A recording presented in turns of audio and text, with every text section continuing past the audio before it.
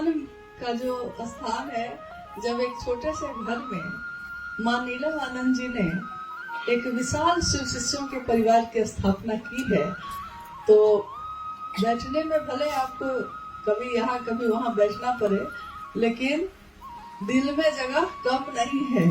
जितने आ जाए सब उसमें समा जाते हैं।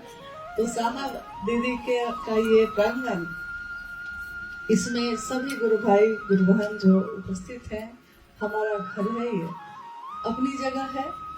अव्यवस्था में ही अब व्यवस्था है, हमेशा ऐसा ही रहा है, तो आज भी वैसे ही है। आप में से बहुत ऐसे गुरु भाई या गुरुवान होंगे जो इस स्थान पे पहली बार आए होंगे। कितने ऐसे लोग हैं जो यहाँ पहली बार आ जाए हैं? अच्छा, आप लोग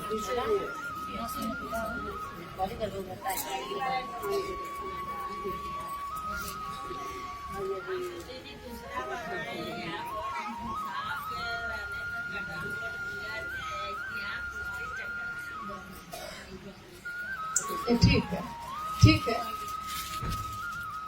जानकारी के लिए सिर्फ पूछे।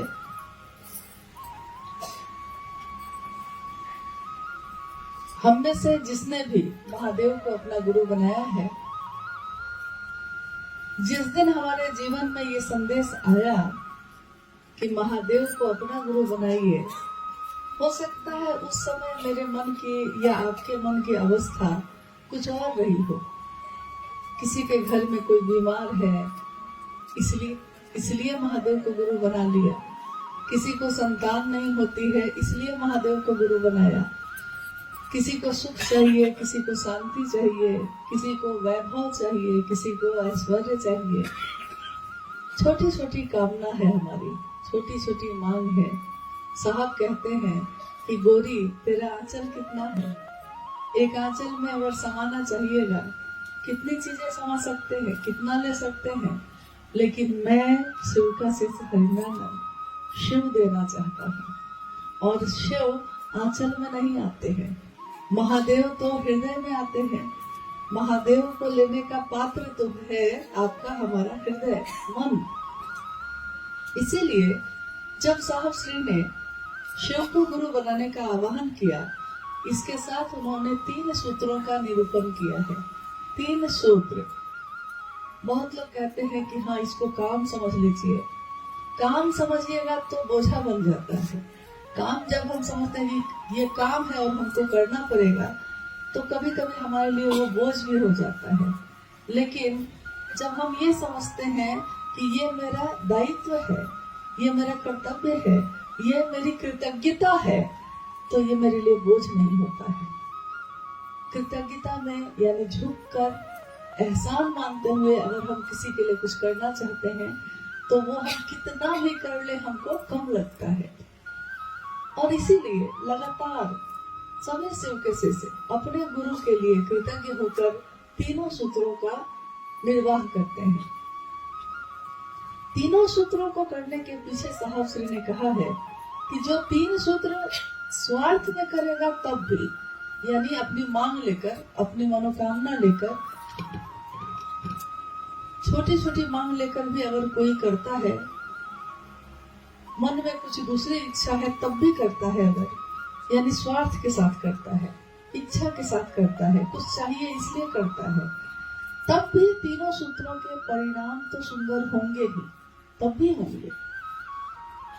लेकिन तब होगा ये कि अंतर इतना ही होगा कि तब जो आपके मन में इच्छा है, शुरू से आपका लक्ष्य वही रहता है।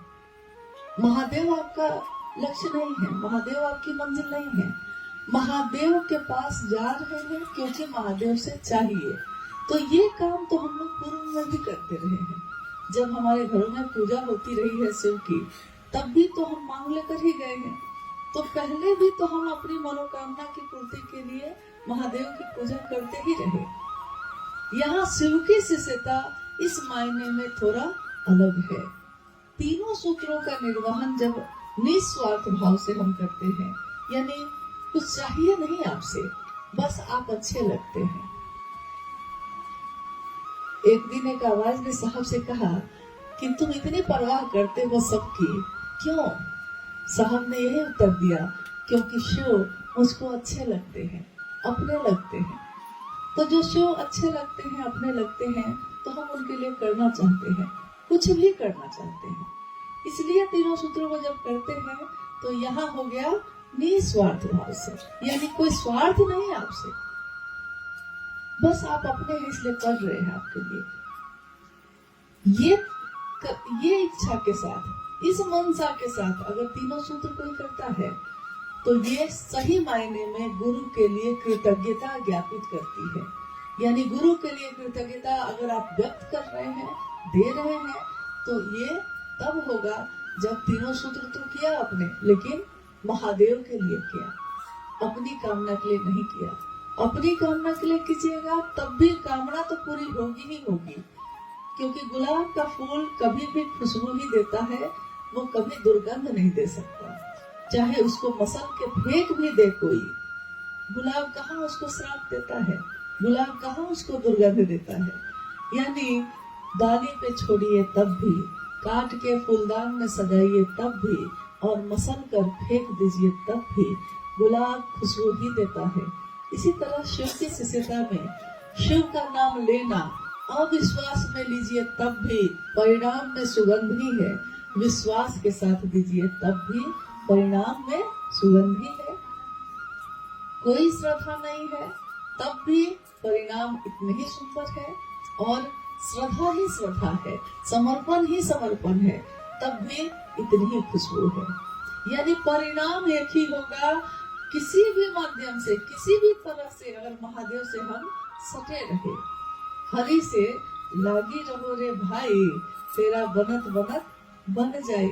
महादेव से कोई किसी भी तरह से सटा हो, किसी भी तरह से नजदीक हो, हमेशा उसका शुभ होता है, हमेशा उसका कल्याण होता है। हमारे आपके जीवन में ये बात थी नहीं। कोई ऐसे आए इस धरती पे जिनके कारण महादेव मेरे आपके गुरु हुए, और इतने अपने हुए कि हर रिश्ता हल्का हो गया। महादेव का रिश्ता सबसे भारी हो गया, संसार के रिश्ते हल्के हो गए और महादेव का भाव भारी हो गया। दिल में एक समय ऐसा था जब बाकी सारे रिश्ते भारी थे। हृदय, मन एक ऐसी जगह है जहाँ सबके लिए जगह होती है। मेरे माँ बाप हैं, मेरे भाई बहन हैं, मेरे पति है, बच्चे हैं, रिश्तेदार हैं, दोस्त हैं, दुश्मन है। दुश्मन भी कोई है तो उसके लिए भी जगह होती है दिल में, तभी ना कोई दुश्मन है। नहीं तो आप भूल जाइएगा तो दुश्मन भी नहीं रहेगा, दुश्मनी का भाव भी चला जाएगा। यानी सबके लिए खांचे हैं। हृदय एक ऐसी जगह है जहाँ सबके लिए एक न एक जगह बनी हुई है।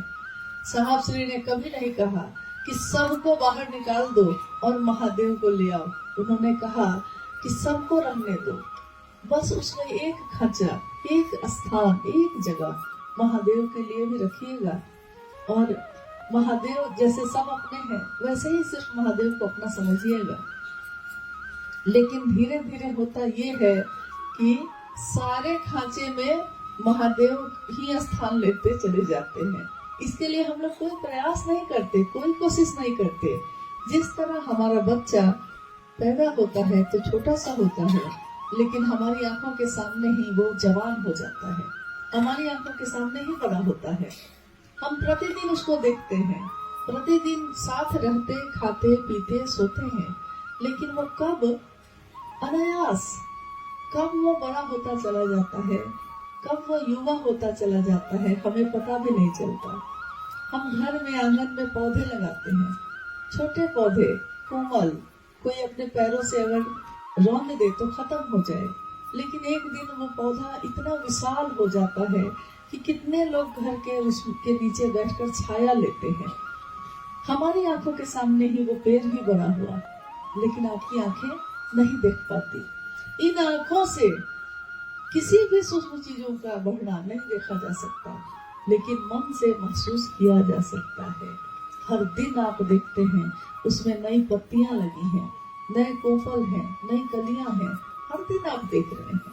हर दिन आप अपने बच्चे को सोचते हैं कि हम सिखाएंगे, लेकिन किसी किसी दिन वो ऐसी बात कहता है कि आप सोचते हैं कि मैंने तो इसको सिखाया नहीं था, ये कहाँ से बोल रहा है बउआ ये बात। कभी कभी छोटा छोटा बच्चा भी ऐसी बात बोलता है कि हम लोग उसके चेहरे को देखते रह जाते हैं, सोचते हैं कि इसके अंदर, इसके हृदय में, इसके मन में ये बातें कहाँ से उतरती हैं, क्योंकि पैदा तो मैंने किया था, तो हृदय में ये ज्ञान उतरा कैसे उसके। यानी कहीं और से नियंत्रण सबका है। हमारे आपके दिल में ही शिव से सीता ने जन्म लिया, बीज रूप में रहा पहले से, उसमें पौधा भी निकला, फूल पत्ते भी निकले, और आज असंख्य कलियां मुस्कुरा रही हैं। मेरी आंखों के सामने, आपकी आंखों के सामने ही ऐसा हुआ है, लेकिन कब महादेव भारी हो गए मन को पता ही नहीं चला। ये पता ही नहीं चला कि कब दूसरी चीजों का आकर्षण कम हो गया और महादेव चुंबक की तरफ हमारे मन को खींचते चले गए।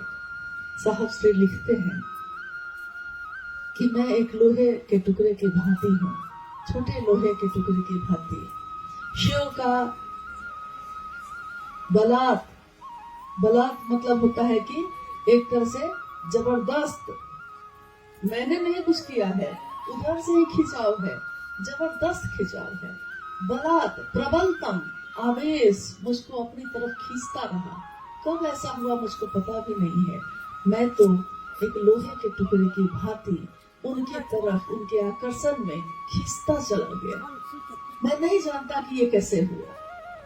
इसमें अगर कोई उत्तर देगा, साहब कह रहे हैं कि अगर कोई उत्तर देगा तो उत्तरगामी वो चुंबक होगा, मेरे गुरु शिव होंगे। वो चुंबक कौन है? वो चुंबक कौन है? मेरे आपके गुरु शिव है। तो उत्तरगामी वो होंगे, यानी उत्तर वो देंगे कि मेरा मन उनकी तरफ इतनी तेज गति से भागा क्यों।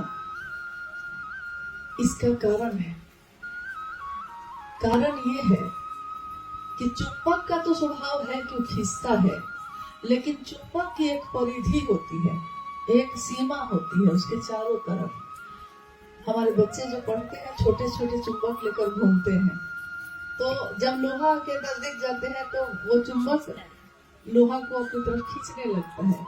आपके हाथ से अगर नजदीक जाइए तो देखिएगा, हाथ में अगर चुंबक है तो वो लोहा इतनी तेज गति से आके टकराता है कि हाथ में चोट भी लग जाती है। यानी उसकी परिधि में आते ही उसका आकर्षण काम करने लगता है। मैं जब पढ़ती थी, पता नहीं आपने किसी ने देखा है कि नहीं, आसमान में पैराशूट होता से उड़ा जाता है, देखे हैं आप लोग कभी?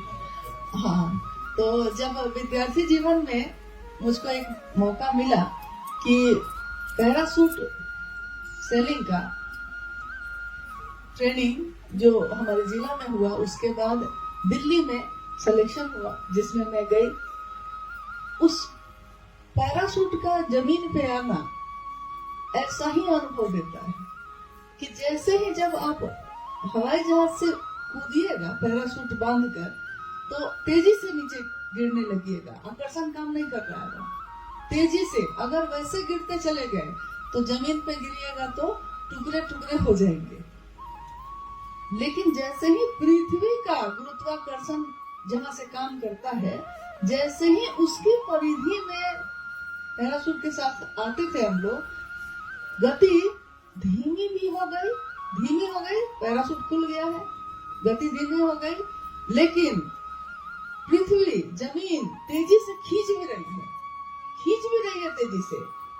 गति संतुलन में भी आ गई, खींच भी रही है, उतर भी गए नीचे, लेकिन उतरे हैं तो एकदम सुरक्षित है, किसी को कुछ नहीं होता। तो मैंने लंबे समय तक इसका अभ्यास किया, तो मेरे शरीर ने इसका बोध किया, लेकिन हृदय को इसका बोध नहीं था। हृदय को इसका बोध हुआ जब साहब से सुना कि महादेव गुरु के रूप में क्या करते हैं, कमाल के गुरु हैं वो। और साहब की बातों का आकर्षण जब मन में जगने लगा, तो ठीक वही एहसास जो शरीर ने उस दिन किया था अब हृदय करता है, अब मन करता है। क्योंकि वही गति है, संतुलन भी है, उतर भी रहे हैं, कोई सहारा भी दिए हुए रहता है और धीरे धीरे जमीन पे उतर के आप चलने भी लगते हैं। कहीं कोई चोट नहीं है, कहीं कोई पीड़ा नहीं है और एक अजीब सा, एक अलग सा आनंद है। इस शिव शिष्यता के जीवन में ऐसा ही है, जैसा साहब ने कहा है कि आध्यात्म एक हवा मिठाई की तरह, जो देखने में तो इतना बड़ा लगता है लेकिन हाथ में लीजिए तो एकदम हल्की है, मीठी है, लाल है, यानी खूबसूरत है। आध्यात्म यानी महादेव को गुरु मानना, महादेव का शिष्य होना। हमारे आपके जीवन में कोई शहर में रहता है, कोई गांव में रहता है, किसी के पास सुविधा है, घर है, किसी के पास छोकरी है, किसी के पास बड़ा मकान है, किसी के पास बड़ी गाड़ी है, किसी के पास साइकिल भी नहीं है।